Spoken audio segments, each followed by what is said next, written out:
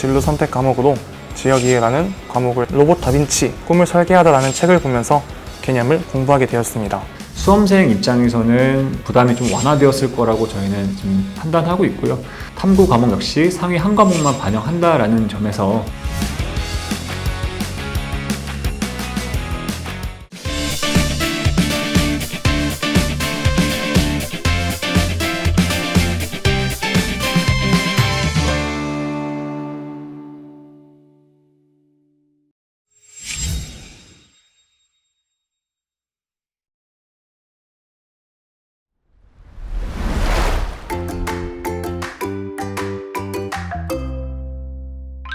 네, 안녕하세요. 저는 광주 숭덕고등학교를 졸업하고 현재 숭실대학교 기계공학부에 재학 중인 최지웅입니다.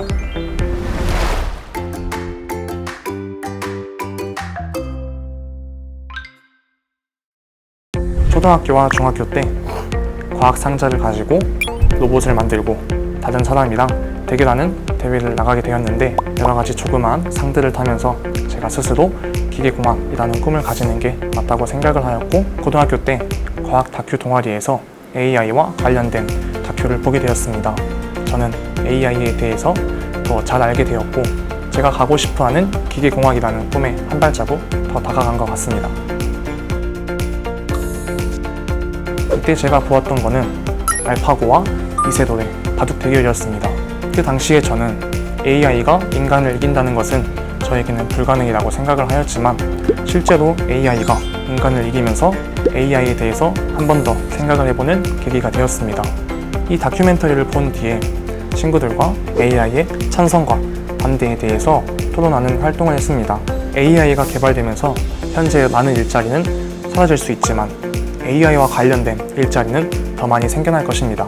독서활동을 통해서도 진로가 명확히 적용되고 있었다고 하는데, 로봇 다빈치 꿈을 설계하다라는 책을 보면서 데니스 옹 교수님이 시각장애인을 위한 자동차를 만들 때 예산 문제나 새로운 도전이었기 때문에 여러 가지 문제점이 있었지만, 이를 극복하고 시각장애인을 위한 자동차를 만드는 모습을 보면서 저도 데니스 옹 교수님과 같이 기술적으로 소외된 사람들을 위해서 기술을 개발하고 사람들의 삶을 더 편리하게 하는 기계공학자가 되고 싶다는 꿈을 키웠습니다.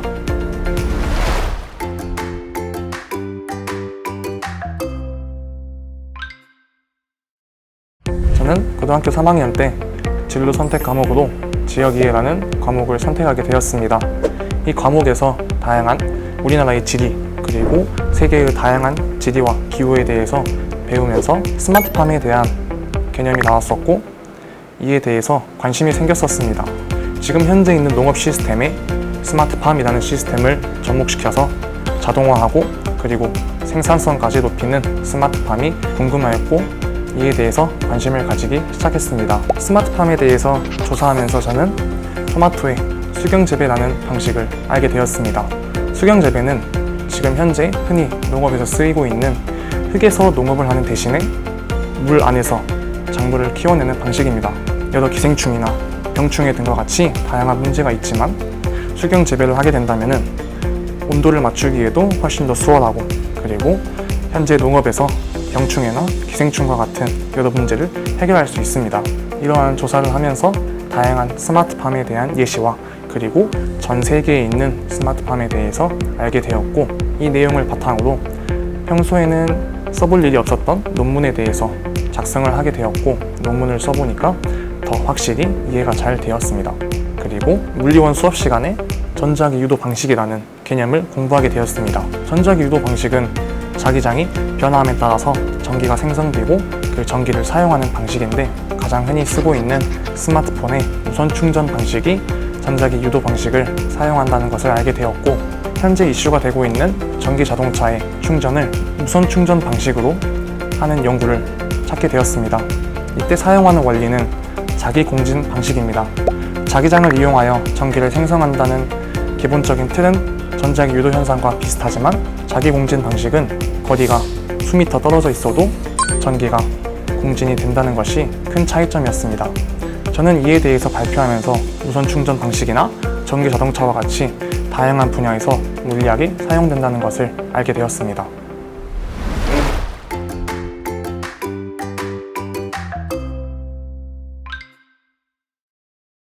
저는 중학교 3학년 때부터 주식에 대한 관심이 많았습니다. 중학교 3학년 때 경제에 대한 기본적인 개념을 배우고 나서 고등학교에 들어오게 되었을 때 경제라는 방과후 과목이 있다는 것을 알게 되었습니다.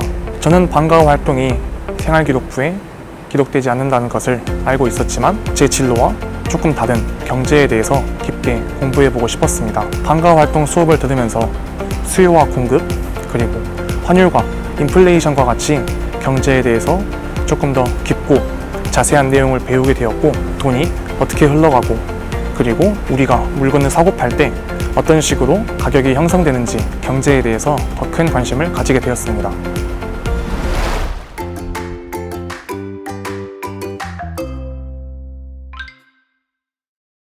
제가 고등학생일 때도 주변 친구들은 자신의 진로를 명확하게 정하지 못한 친구들이 많았습니다.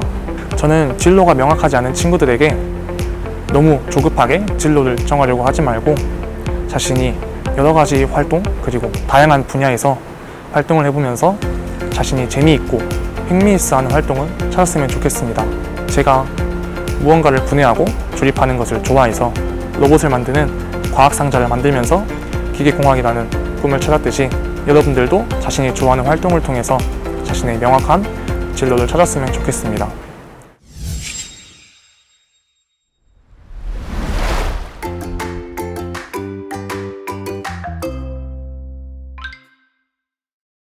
첫 번째가 수시에서 소프트웨어 특기자 전형으로 진행을 했었던 그 전형이 올해부터는 학생부 종합 전형의 소프트웨어 우수자 전형으로 진행을 하게 됩니다. 가장 큰 차이점이라고 볼 수 있는 것은 소프트웨어 특기자 전형이었을 때는 고교 과정 이외에 외부 수상 실적을 인정받을 수 있는 특기자를 선발했었다라는 것이 가장 큰 특징인데요. 올해부터는 학생부 종합 전형으로 선발을 하게 됨에 따라서 외부 수상 실적은 모두 인정이 되지 않고 고등학교 과정 안에서만 이루어진 모든 내용을 평가를 하게 됩니다. 그렇기 때문에 어떤 외부 수상 실적에 대해서 별도로 부담을 가지실 필요가 전혀 없으시고 고등학교 과정 동안에 IT 관련된 분야나 아니면 소프트웨어 관련된 내용에 대해서 성실히 활동을 했고 이와 관련된 여러 가지 내용들을 본인의 생기부에 담을 수 있다면은 소프트웨어 우수자 전형으로 지원을 해보시는 게 좋을 것 같고요. 두 번째 해당되는 부분은 학생부 우수자 전형과 논술 우수자 전형의 수능 최저학력 기준 변경 건입니다. 작년까지만 하더라도 숭실대학교에서는 이제 인문 경상 계열 기준으로 국어, 수학, 탐구 두 과목 세 가지 영역에서 두 개 합 6등급, 그리고 자연 계열은 국어, 수학, 과학, 탐구 세 가지 영역에서 두 개 합 7등급 이내를 만족하면은 수능 최저학력 기준을 만족시킬 수 있었는데 2023학년도부터는 인문 경상계열 기준으로 국어, 수학, 영어, 탐구 한 과목 4개 영역 중에 2개 합 4등급, 자연계열 기준으로는 국어, 수학, 영어, 과학, 탐구, 여기서 수학은 미적분과 기하만 인정이 되고요. 4개의 영역에서 2개 합 5등급 이내로 수능 최저학력 기준이 바뀌었습니다.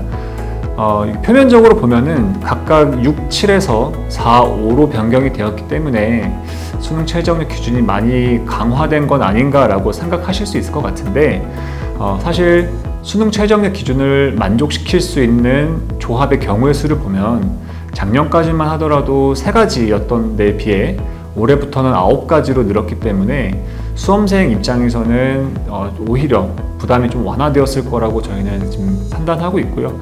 특별히 절대평가로 진행되는 영어와 탐구 과목 역시 상위 한 과목만 반영한다라는 점에서 수험생들의 부담을 많이 완화시킬 수 있을 것이라고 저희는 기대하고 있습니다.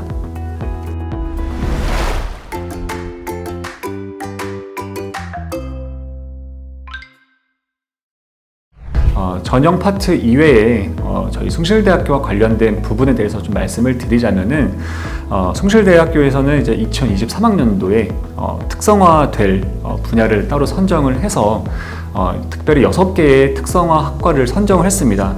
그 중에서도 예를 들어 디지털 통상이나 수소 에너지, 시스템 반도체, AI 반도체 등의 특성화 분야를 별도로 저희가 선정을 했는데요. 예를 들면은 숭실대학교에 있는 글로벌 통상학과나 화학공학과, 전자정보공학, IT공학 이런 학과들이 특성화 학과로 선정이 되었습니다.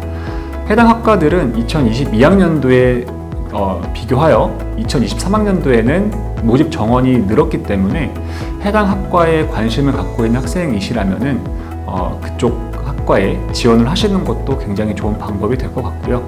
특별히 2023학년도부터 4년간 학교 차원의 지원을 받을 예정이기 때문에 입학을 하신 이후에 각종 혜택들을 특별히 더 많이 받으실 수 있을 거라고 기대하고 있습니다.